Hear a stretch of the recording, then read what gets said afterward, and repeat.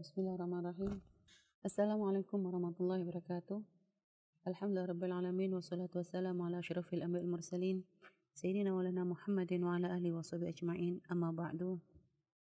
Sahabat muslimah dimanapun Anda berada, semoga Allah senantiasa memberikan kepada kita kesehatan untuk bekal taat dan beribadah kepada Allah Subhanahu wa taala, dan semoga Allah memberikan kepada kita kesehatan untuk bekal kita mengisi bulan Ramadan mulia ini dengan hal-hal yang menjadikan Allah ridha kepada kita semuanya.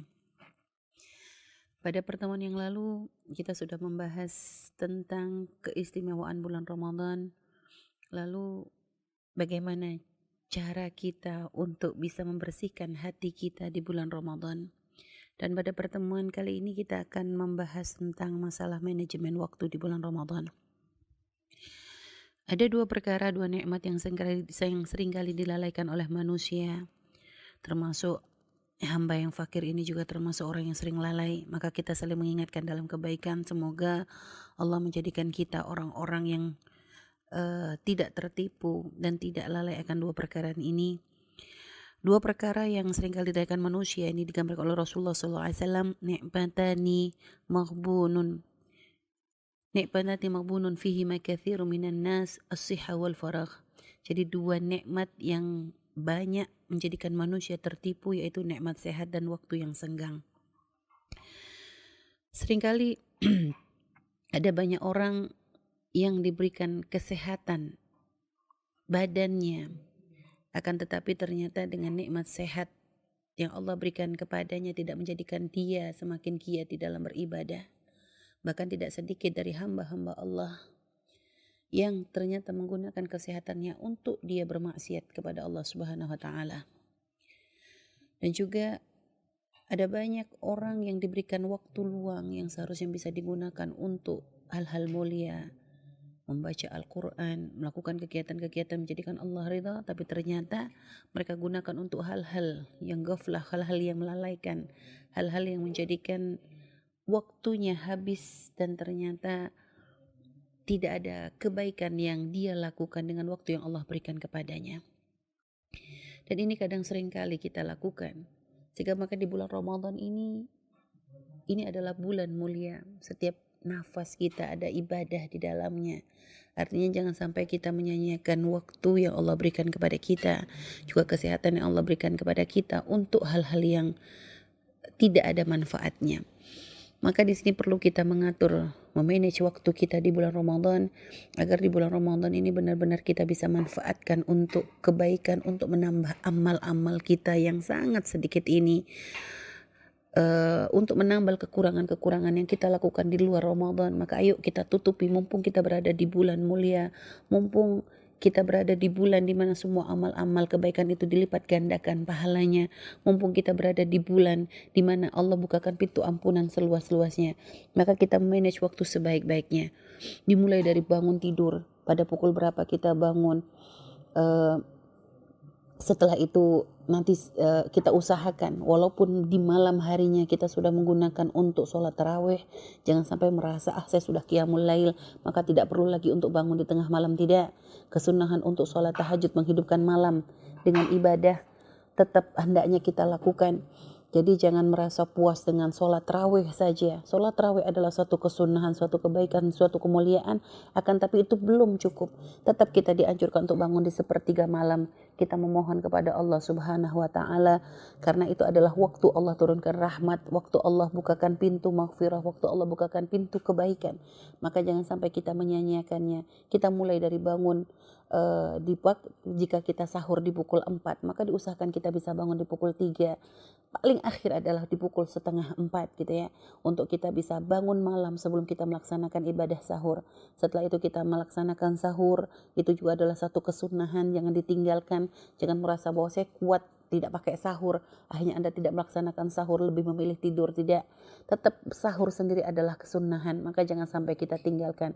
Setelah itu apa yang bisa kita lakukan ketika setelah kita sahur? Kita mempersiapkan untuk sholat subuh berjamaah. Jangan sampai kita menyanyiakan waktu dengan melakukan sholat subuh yang ya masing-masing, artinya sholat subuh sendiri ngerasa sudah cukup, tadi sudah sahur pengen cepat-cepat tidur lalu maksakan sholat subuh sendiri, itu ada suatu kerugian.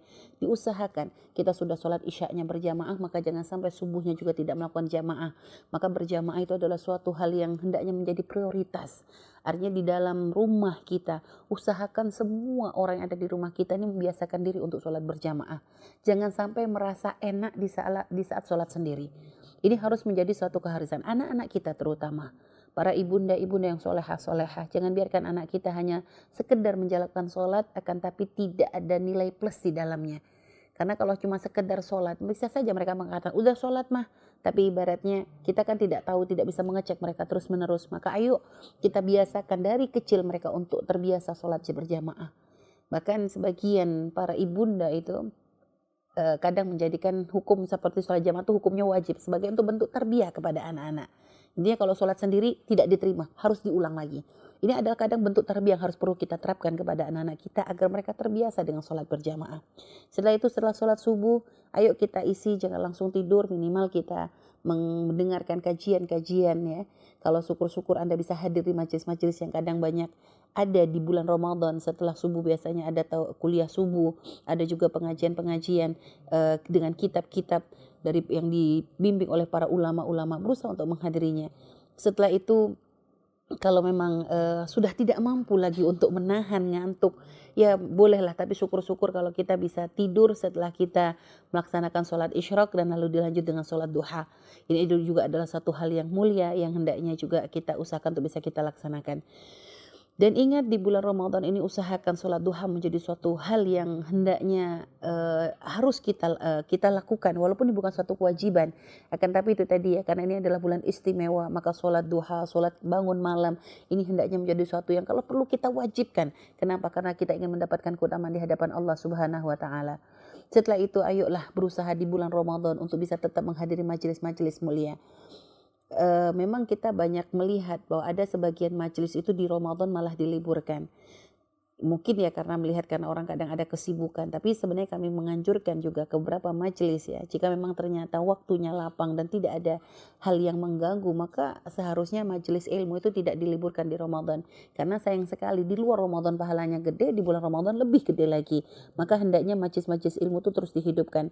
Mungkin kalau misalnya mungkin orang mengatakan soalnya nanti kita sibuk baca Quran, bisa disisipkan sebelum mulai taklim misalnya ada membaca Al-Quran dulu, sehingga semuanya mendapatkan keutamaan membaca Qurannya dapat, majelis ilmunya dapat, istiqomahnya dapat, dan juga ini akan menjadi sebab kemuliaan di hadapan Allah Subhanahu wa Ta'ala.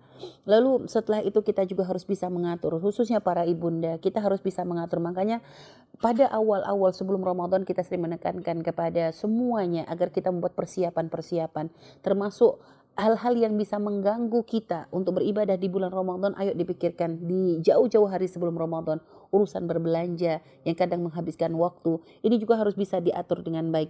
Bagaimana caranya kita agar bisa berbelanja akan tapi tidak menghabiskan banyak waktu, maka perlu ada catatan-catatan dan sebagainya.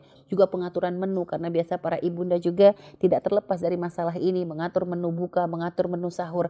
Ini memang seharusnya disiapkan adalah di luar Ramadan, sehingga nanti di bulan Ramadan kita sudah tidak pusing lagi memikirkan menu dan sebagainya.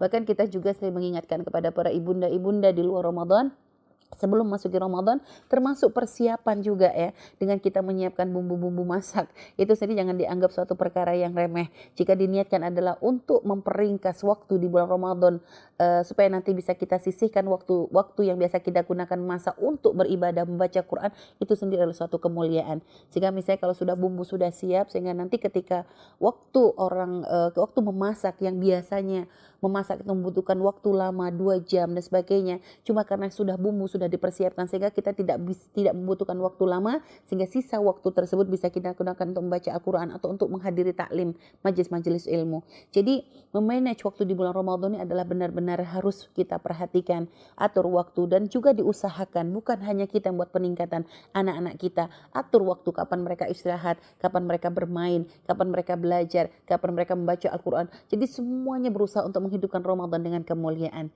Jadi inilah yang harus kita perhatikan berikan untuk memanage waktu sebaik-baiknya di bulan Ramadan. Semoga Allah menjadikan kita orang-orang yang tidak tertipu dengan kenikmatan sehat yang Allah berikan, juga dengan kelapangan waktu yang Allah berikan, dan juga semoga kita menjadi orang bisa memanfaatkan waktu di bulan Ramadan ini dengan sebaik-baiknya, sehingga kita bisa menambah amal-amal baik kita, dan semoga amal-amal baik kita menjadi sebab keselamatan kita di dunia dan di akhirat. Ini saja, wallahu a'lam bishawab. Wassalamualaikum warahmatullahi wabarakatuh.